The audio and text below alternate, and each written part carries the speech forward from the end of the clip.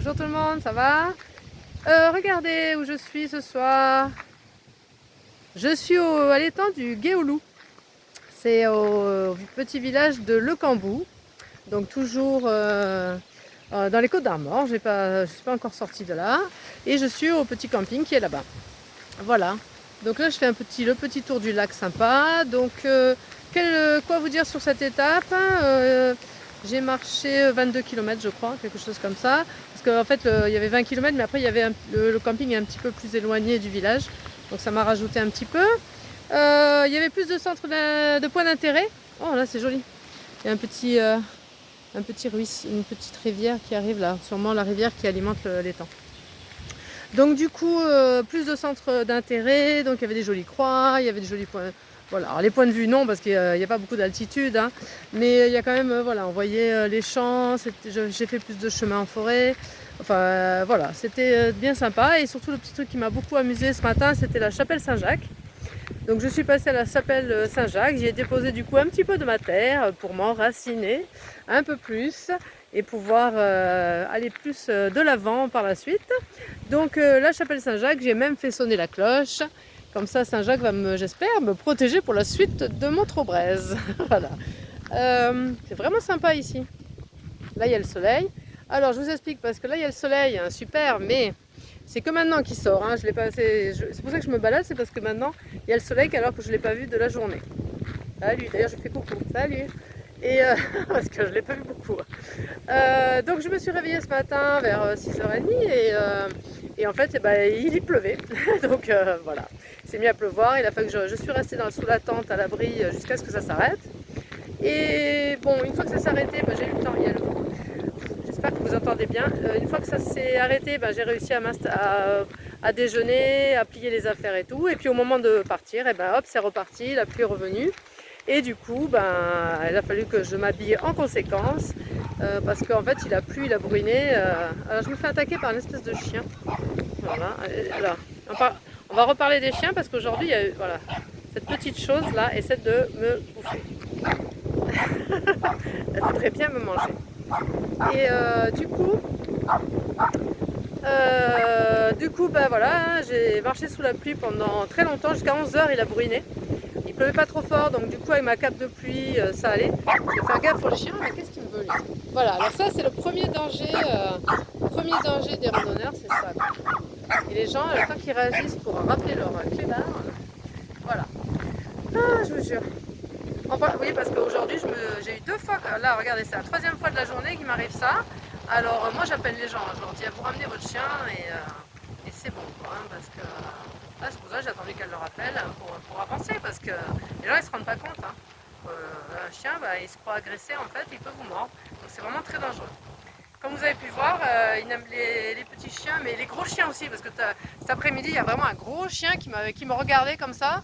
J'ai fait ouh vite rappelez votre chien, parce que moi non je passe pas quoi. En plus comme on a les bâtons, je pense qu'ils comprennent pas trop et ça les effraie.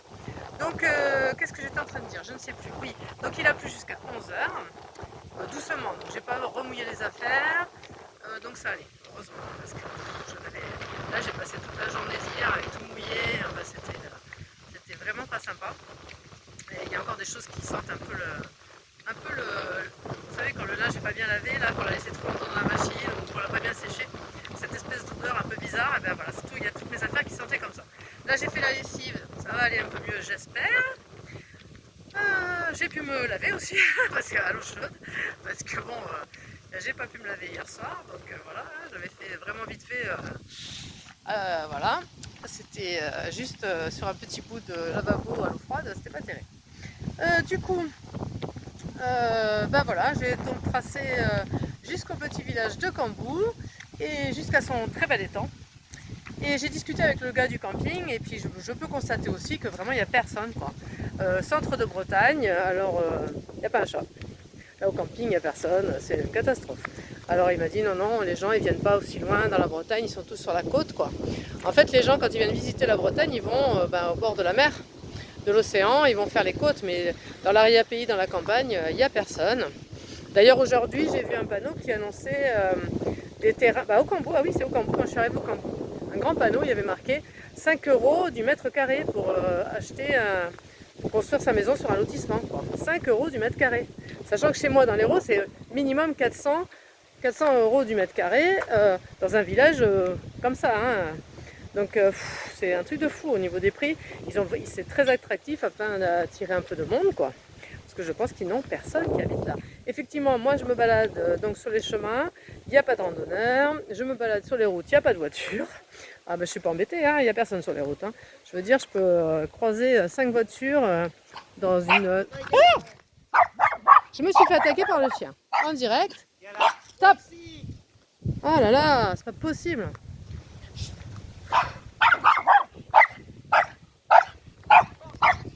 Filmer. Ah, mais c'est pas vrai, les propriétaires ils font rien là. Je me fais attaquer par le chien, les propriétaires ils disent rien. C'est hallucinant. Ah non, mais je vous jure, bon ben voilà, vous avez vu l'attaque du chien, la deuxième attaque du chien en direct. Il y en a encore un autre, ils en ont un gros là. Non, mais je rêve. Ils ont 2 gros chiens. Voilà, ça c'est le vrai problème du randonneur, il est là. C'est les chiens et les propriétaires, voilà, comme là, qui restent. Ah, mais viens, reviens, ah, mais non. Voilà, le temps qu'ils réagissent, le chien il t'a bouffé. Ah, ça m'énerve. Bon, je me calme. Donc j'étais en train de dire oui, en Bretagne intérieure, donc il n'y a pas de touristes.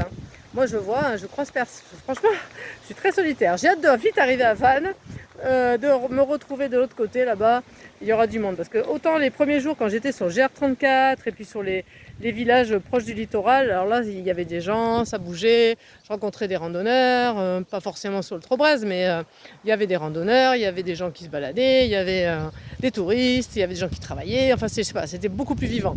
Arrivé là dans les terres, c'est fini, il n'y a plus personne. Bah, vous allez voir, hein, il y a les temps et il y a quasiment, il y a ces gens avec leurs chiens là, voilà. Il y a moi, il y a, je sais pas, quelques personnes par-ci par-là, mais enfin vraiment. Alors qu'on est, quel jour? On est le 16 juillet, quoi. 16 juillet, c'est l'été, c'est la belle saison, c'est la pleine saison touristique. Donc c'est un truc de fou. Il n'y a personne en Bretagne, en tout cas pas la Bretagne intérieure, non, pas la Bretagne centre. Ouais, je suis pas vraiment étonnée, mais quand même. Donc voilà, si vous cherchez des maisons et des terrains pas chers, venez en Bretagne centre. Après, il faut aimer la pluie, hein, parce que il pleut un peu souvent. Hein, moi, là, j'avoue que la pluie, j'en ai un petit peu ras-le-bol. La pluie, le vent, voilà. Ah, je vous jure. Bon, ceci dit, le Trobrez, donc super. Donc la chapelle Saint-Jacques, vraiment à ne pas louper, c'est vraiment très sympa. Il y a la petite cloche à sonner, il y a une belle statue de Saint-Jacques, une belle croix devant aussi. Enfin, c'était vraiment un petit moment émouvant pour moi. Ça m'a rappelé les souvenirs de mon chemin de Saint-Jacques de Compostelle, voilà, que j'ai fait, je n'oublierai jamais, ce n'est pas possible. Voilà, donc là sur le Trobrez, il n'y a pas le monde du Saint-Jacques, ça c'est sûr. Là, je suis assez peinard. Donc, mais je pense qu'après, quand je vais arriver à Vannes, je me prends un trou. Décidément, la vidéo, vraiment, voilà, la vidéo, je me casse la figure, je me suis pris un trou et je me fais attaquer par un chien. Et dans pas longtemps, je vais me prendre un grain. Ah là là. Bon, celle-là, je ne sais pas si je vais l'envoyer. Bon, d'ailleurs, je ne sais même pas si je vais pouvoir l'envoyer parce qu'il n'y a pas beaucoup de réseau ici. Ah bah oui, on est au cœur de la Bretagne, il n'y a pas de réseau. Bon, heureusement, j'ai de l'électricité, mais de l'eau, de l'électricité, tout va bien, mais pas de réseau. On ne peut pas tout avoir, hein. Voilà. Bon, mais c'est pas grave. Je ne m'affole pas, je la posterai demain. Demain, donc direction Josselin. Voilà, là, je me détourne un petit peu du topo guide parce que j'ai envie de passer par Josselin que je ne connais pas, qui paraît-il est une très belle ville. Donc du coup demain Josselin j'ai envie de visiter, donc, et puis je vais traverser la forêt de Lanouée qui est aussi assez réputée. Donc j'avais envie de faire ça, plutôt que le topo guide de contourner ça un petit peu. Donc non, je vais aller à Josselin demain. D'ailleurs demain j'ai loué un Airbnb, pas trop cher, donc nickel. J'aurai un peu plus de confort que ma petite tante Rikiki. Et ensuite, j'irai à Saint-Jean-de-Brévelay. Saint-Jean-Brévelay. Et après, je serai à Vannes. Ah, mais bientôt à Vannes. Là, je pense que je vais retrouver de nouveau un peu plus de monde. Et voilà. Et la mer. Je vais revoir la mer à Vannes. Parce que Vannes est un port, si je ne me trompe pas. Donc voilà, je vais revoir la mer. Parce que là, je n'ai pas vu beaucoup la mer. Il y a beaucoup d'étangs, des petits ruisseaux. Voilà. Et surtout énormément de fermes. Fou, là je suis... Bon, je le savais, hein, mais ça me rend hors de moi, c'est-à-dire qu'il y a beaucoup de fermes d'élevage intensif, quoi. Je les vois, on ne peut pas regarder à l'horizon sans en voir au moins 3 ou 4. Il y en a partout, c'est un truc de fou. C'est hallucinant, c'est effrayant. Effrayant, et on devine les bêtes dedans, on les entend crier, on les entend meugler, on les entend... voilà. C'est horrible. C'est vraiment le côté de la Bretagne qui me chagrine vraiment beaucoup, beaucoup, beaucoup. Ce serait vraiment bien que les Bretons retournent à une agriculture un peu plus humaine.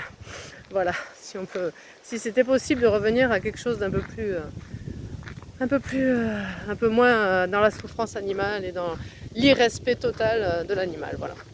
C'est vraiment le côté des Bretons qui ne me plaît pas. Ouh là là.